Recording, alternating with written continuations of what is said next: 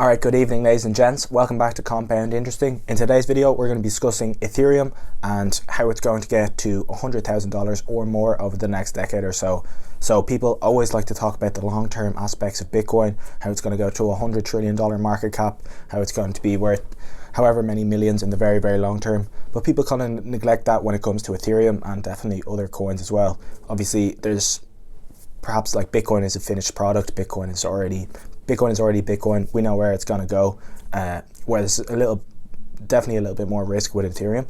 However, I want to talk about the long-term aspects of Ethereum and why I believe it has such absolutely enormous potential and why I have almost the same amount of exposure to Ethereum as I do to Bitcoin. And I believe how wealthy you will be in the future is proportional to how long-term that you're able to think. So all the most wealthy people in the world think very, very long-term. So we're not looking for the next few months, next few weeks, next few days. I'm really looking for the long term, and I think Ethereum has crazy potential. So let me just barrage you with crazy and enormous amounts of bullishness for Ethereum in today's video. So let's get cracking straight away. If you wouldn't mind, smash the thumbs up button if you enjoy the video. Subscribe if you're new around here, and make sure you hit the notification bell because I don't really play to the YouTube algorithm. So if you want to see my videos in the future, really important you hit that bell as well. So with all that said, let's get cracking. So economics 101, we know that the price of something, the price of an asset is proportional to the supply of the asset and the demand for that asset. So let's first start off with the supply of Ethereum and how that's radically changing over the next, or it already has started to change, but how it will continue to change as Ethereum 2.0 rolls out and how it's going to be so much more scarce. Ethereum is going to be so scarce, it's going to become so much more scarce even than Bitcoin. Then we're going to get into the demand side, obviously, and some crazy demand for Ethereum is coming up and is already here.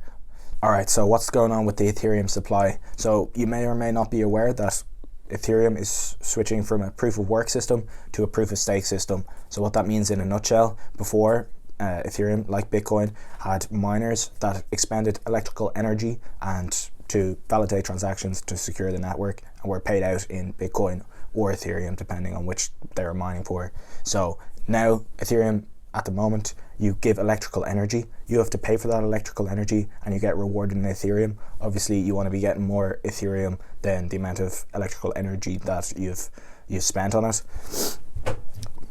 and you keep the difference. So what the Ethereum miners are doing at the moment is that they're selling the amount of Ethereum that they need to. So they've spent all this money on electricity.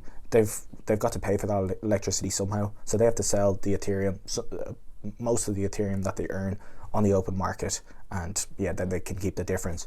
However, now we're moving to a proof of stake network. So instead of giving electrical energy, all we have to do is stake our Ethereum. So we just risk our Ethereum to validate transactions and to secure the network. For example, I could do this. I could just stake my Ethereum and I'll get rewarded for staking my Ethereum and for taking that small risk, and also for not having access to my Ethereum when I want it. It's locked away, staking and earning me some rewards. But what does that mean? So I'm getting paid out in Ethereum. Do I have any expenses? That's the difference. That's a major key difference. I have no expenses. I've just staked the Ethereum that I already had. Now I've no electrical energy to pay for, so I can just keep that Ethereum, and if I want I can sell it, but I don't have to.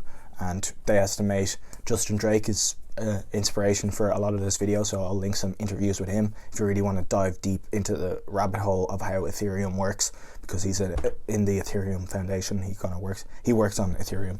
Nevertheless, about $20 billion worth of Ethereum is sold by the miners per year to, at Ethereum's price now, and in the future it'll be more as Ethereum rises in price, but $20 billion of Ethereum is sold by miners to cover their electricity costs. So what happens when that is gone? Essentially, that electrical energy is gone, that requirement is gone. It's equivalent to an extra $20 billion of Ethereum being bought every single year on the open market. It's equivalent to not having that sell pressure anymore. So we lost all our forced sellers. We lost all our forced sellers for Ethereum. The next supply side issue or improvement for Ethereum is EIP 1509 or whatever it is. I'm sure you've heard of it, Ethereum Improvement Proposal. So in this proposal, it's already happened, but not all ETH 2.0 has rolled out yet, but EIP 1509 has. And with this, this is just one aspect. There's more aspects that I'll touch on later, but with every transaction on Ethereum now, there will be a certain amount of Ethereum that will be burned with that transaction, meaning that it is completely taken off the market. It vanishes. It's essentially like taking that Ethereum that is burned and dividing it up and giving it to every holder who owns Ethereum. It's equivalent to doing that, but that Ethereum is gone forever. So with these two mechanisms, so I'm staking my Ethereum, it's locked away. I can't sell that Ethereum now. It's locked away, and I'm staking it, and I'm getting rewards for it. So that's, as Justin Drake would like to say it, that's solid. That's Ethereum in a solid state, and then heating it up even more. When I burn it, it's going burnt, and it's becoming vapor. So when I actually do a transaction, a certain amount of the transaction fee is actually burnt, and it's gone forever. And the staked Ethereum it's turned into a solid, so it's not liquid anymore. You can't go and sell it on the open market. So that vastly reduces the supply side constraints for Ethereum, much more so than Bitcoin even has now. So as we know with Bitcoin, there's a halving every 4 years, which reduces the supply of Bitcoin by half, the freshly minted supply from the miners. With Bitcoin, it's always increasing. The total number of Bitcoins is always increasing, even though it's increasing more slowly and more slowly. However, with Ethereum, we have I think 115 million total coins at the moment, and by the time ETH 2.0 actually fully is rolled out, we'll have 120 million, and from that point onwards, we're going to start actually becoming deflationary. So the total number of Ethereum is actually going to reduce. It's not even going to slow. The growth isn't even going to slow. It's actually going to go negative. So the amount of Ethereum will reduce, and Ethereum will actually become scarcer up until it reaches about 100 million coins. So it'll go from 120, drop about 20% to 100 million coins, and the balance of transactions, so ETH being burnt as well as freshly made Ethereum from the stakers, will balance out somewhere around 100 million coins, it's estimated. But for the next while, we're going to be a deflationary asset, so even more scarce than Bitcoin.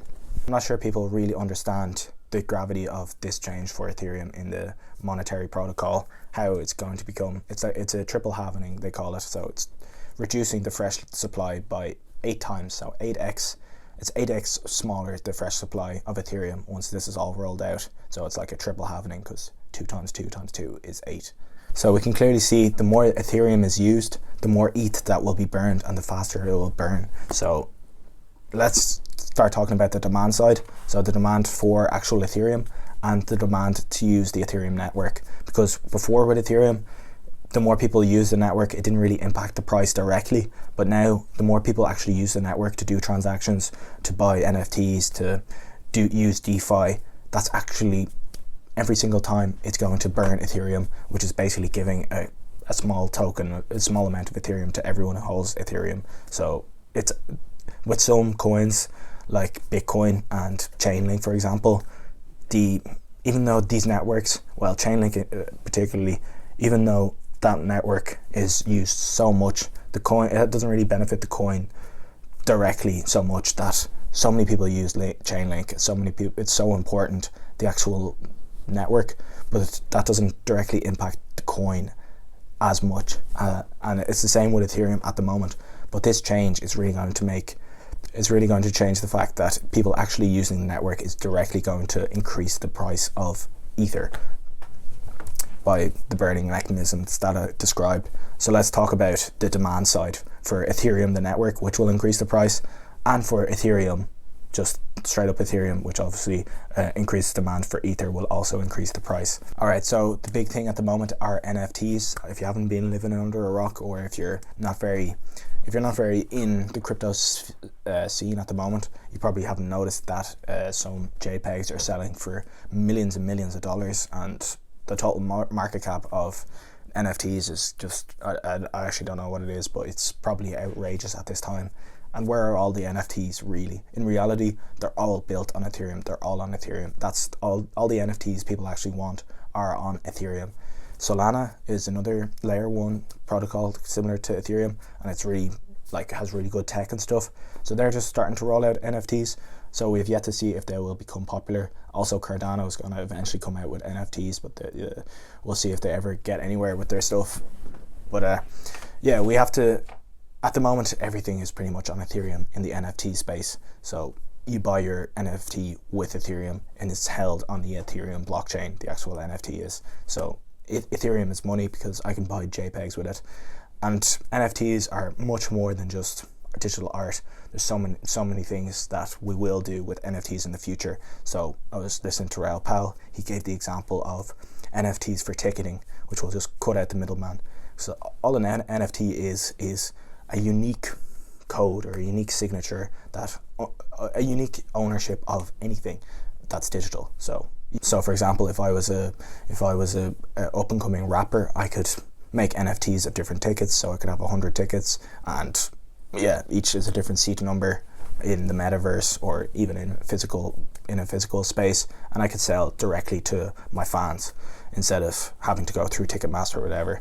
Like, the possibility with NFTs is absolutely enormous, and we have yet to see if any other ecosystem can have popular NFTs, because they're all on Ethereum now. And as I mentioned, every time in the future anyone uses the Ethereum blockchain, it's going to increase the price of Ethereum because it will reduce the supply. So I want to do another video on NFTs and really go deep into the my long-term thoughts on NFTs, but I'm not going to go too deep into that right now. But yeah, I think NFTs are here to stay for the very, very long term, and yeah, will disrupt a lot of things. However, let's just move on from that. Like, I also want to just say that if you want everyone to swap to your blockchain from Ethereum, everyone's on Ethereum now.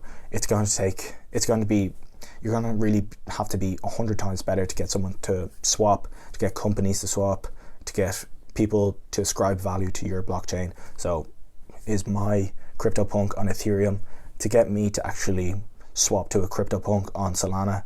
Like, for this to become valuable, it's going to have to be like Solana's going to have to be so much better, or Cardano or whatever. And with the improvements that Ethereum is bringing out, I'd be much more confident in Ethereum remaining the #1 smart contract blockchain, much more confident. And with EIP 5109, it's also making the whole transaction so much better, the user experience. So instead of, let's just say it used to be kind of difficult to make transactions on the Ethereum blockchain. You didn't know how much you had to pay to actually get your transaction through, but now there's just a set fee to use. You'll be told how much you have to pay, and your transaction will always go through on the Ethereum blockchain with this improvement as well. So they're making the user experience better, and they're going to continue to do that. That's the advantage of Ethereum as opposed to Bitcoin, which is kind of a disadvantage, but also an advantage in the fact they constantly improve it and make it better. But that also adds risk in the case that with Bitcoin, you know exactly it's never going to change. Bitcoin is really, very little is going to change about Bitcoin, so you can be confident that it's going to be there in 100 years, the exact same.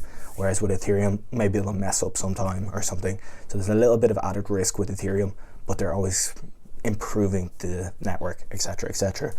So even in the metaverse, so this is the future that a lot of people are envisioning. We're going to be living in VR, living in AR, living wherever, and like, instead of buying a Gucci bag, we're going to be buying an NFT of a Gucci bag, or some sort of skin, or some sort of clothes, and they'll all be NFTs, and probably will be built on Ethereum. So when we're living in the metaverse, we're going to be transacting on the Ethereum network, probably. So people will actually be earning full-time wages playing games online, playing in the metaverse, or working in the metaverse for people. Another use that I haven't really talked about with Ethereum is the tokenization of everything. So as you might be aware, you can actually just make a token, an ERC20 token on the Ethereum blockchain. So you can make your own cryptocurrency, you can make your own token, and it could be a community token. So Raoul Pal has also talked about this. So every community will have their own token. So say I really like this up and coming rap artist. I think he's amazing. I think he's going to do really big things in the future, but not many people know about him. I can buy his community token, I can buy his token, and that gives him a little bit of extra money to record songs or whatever.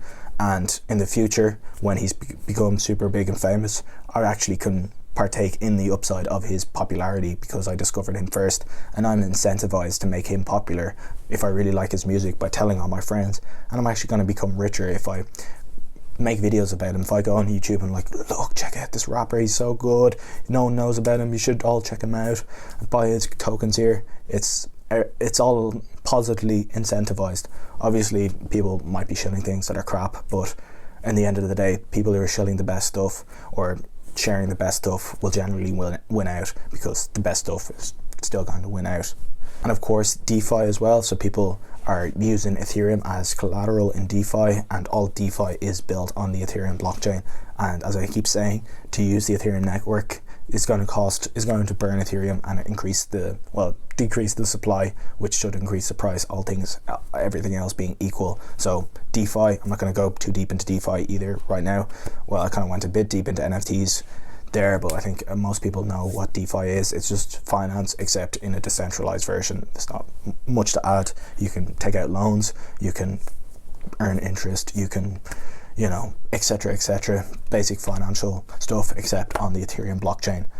Yeah, so the last point about is a competitor going to come and take Ethereum's place? Of course, it's always a possibility, but as Michael Saylor pointed out, which I thought was really interesting, that no digital network in history that has reached a $100 billion valuation. So, for example, Apple, Facebook, Google, etc., all those digital networks, Bitcoin, once they reach a $100 billion valuation, it's kind of clear as day that they're the winner. Like, people are like, oh yeah, but there was Yahoo that went out of popularity, there was Netscape, there was MySpace. Like, what if Bitcoin or what if Ethereum is just the MySpace? Like, MySpace was a tiny company, really. Like, it maybe got to a $5 billion valuation. But once you get to, like, Ethereum's, like, at one point was $500 billion market cap. So it kind of says that the market has chosen the winner. So it's going to be very hard to catch up to Ethereum, in my personal opinion.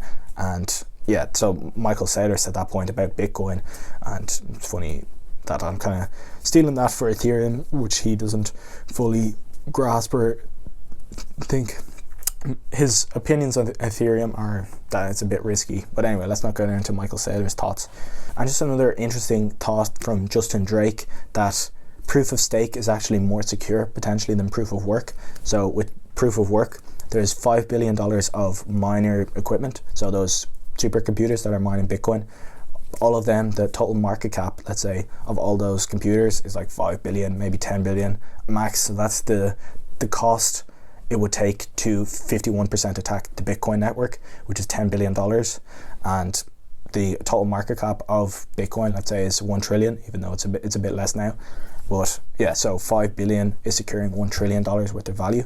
However, with Ethereum 2 and staking, like 20% of coins, let's say, that's what the consensus estimate is of Ethereum coins will be staked, which means instead of like 5 billion over 1 trillion, so 5 billion over 1 trillion is 0.5% of the market cap of Bitcoin is actually gone to securing the network. But with Ethereum, it'll be like 20% to 51% attack it. You'll need to buy 20% of the coins of Ethereum to be able to 51% attack Ethereum. So potentially it is more secure in that sense. But for all these reasons, all Ethereum needs to do is to get to a $10 trillion valuation over the next decade to reach $100,000, which I think is more than like easily possible, and I would not be surprised if Ethereum reaches $100,000 within this decade. But it could go, to a couple of hundred to 400,000. I believe it could, when you start to even factor in like the amount of revenue that banks make around the world, the amount of revenue that all finance makes around the world, and you're taking a large proportion potentially of that and putting it onto the Ethereum blockchain. So the sky's the limit for Ethereum. If you enjoyed the video, please smash the thumbs up button, subscribe if you're new around here, and if you have any thoughts or think I'm completely wrong, or if you have any additions you'd like to add, please let me know in the comments. And thank you so much for watching. I really hope you enjoyed it. I hope you learned something, and I can't wait to see you in the next one. Cheers, bye.